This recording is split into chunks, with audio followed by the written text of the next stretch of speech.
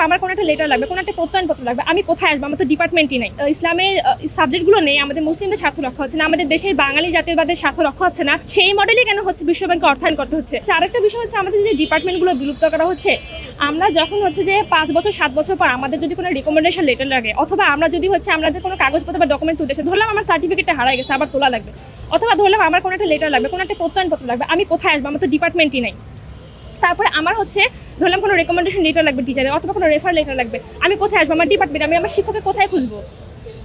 এটা কোনো সমাধান আছে? আমরা তো আন্দোলন শুরুর অন্যতম একটা কারণ কিন্তু ছিল যে ঢাবিতে যে রেজিস্ট্রার অফিসে যে সমস্যাগুলো ছিল সেটার কারণে কিন্তু, তো সেই সমস্যা কিন্তু এখনো থেকে যাচ্ছে।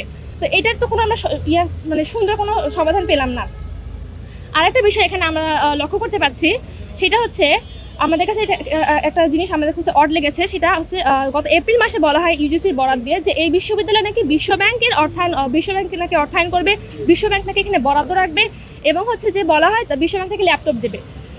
তা গত কিছুদিন আগে আরেকজনের মাধ্যমে আমি জানতে পারি যে হচ্ছে যে এই মডেলে না গেলে নাকি আসলে এই জিনিসগুলো, এই সুবিধাগুলো পাওয়া যাবে না, যে প্রস্তাবিত কাঠামো, স্কুলিং কাঠামো বা যেটা বলা হচ্ছে নাকি না। এখন সমস্যা থেকে এখানে আমাদের কোন জিনিসটা অড লাগছে, সেটা হচ্ছে যে কাঠামো প্রস্তাব করা হচ্ছে সেখানে ইসলামী ইতিহাস ও সংস্কৃতি, ইসলামী শিক্ষা, আরবি ডিপার্টমেন্ট সহ ইসলামের সমস্ত সাবজেক্ট বাদ দিয়ে দেওয়া হয়েছে। এমনকি বাংলা, ইতিহাস সহ আমাদের দেশীয় কৃষ্টি, কালচার, সংস্কৃতিকে ধারণ করে এমন সমস্ত ডিপার্টমেন্ট এখান থেকে বিলুপ্ত করা হয়েছে।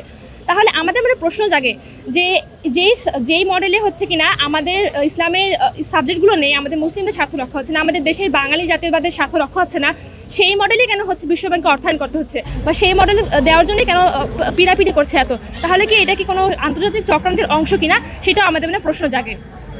তো সবশেষে আমি আমাদের 5 দফা দাবি জানিয়ে আবার হচ্ছে সংবাদটা শেষ করতে চাচ্ছি।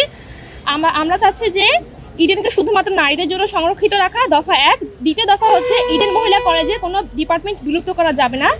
তৃতীয় দফা হচ্ছে বিশ্ববিদ্যালয়ের কার্যক্রম দুপুর 1টা থেকে 7টা নয়, এবং 24 ঘন্টা বিশ্ববিদ্যালয় চালু রাখতে হবে। ইডেন কলেজকে শুধুমাত্র উচ্চশিক্ষা প্রতিষ্ঠান হিসেবে রাখা হবে, এখানে কোনো ইন্টারমিডিয়েট শাখা চালু করা যাবে না। ইডেন একটি পূর্ণাঙ্গ মহিলা বিশ্ববিদ্যালয় হওয়ার যোগ্যতা রাখে, এটিকে শুধুমাত্র একটি ফ্যাকাল্টিতে রূপান্তর করা সম্পূর্ণ আমরা অযৌক্তিক এবং অগ্রহণযোগ্য মনে করছি। আমরা মনে করছি এই 5টি দাবি মেনে নিয়ে দ্রুত আরও যেসব অসঙ্গতি রয়েছে অধ্যাদেশে, যেগুলো বিভিন্ন কলেজ বিভিন্ন সময় আলোচনা করে, সেগুলো দ্রুত অসঙ্গতির সমাধান করে 24-25কে মানে অধ্যাদেশ জারি করে 24-25কে দ্রুত ক্লাসে ফেরানো হোক। ধন্যবাদ। আগামীকাল কর্মসূচি শেষ হয় নাই? আচ্ছা শেষ হয় নাই কর্মসূচি, আমি আচ্ছা শেষ হয় নাই, আগামীকাল আমাদের একটি কর্মসূচি আছে আপনাদের।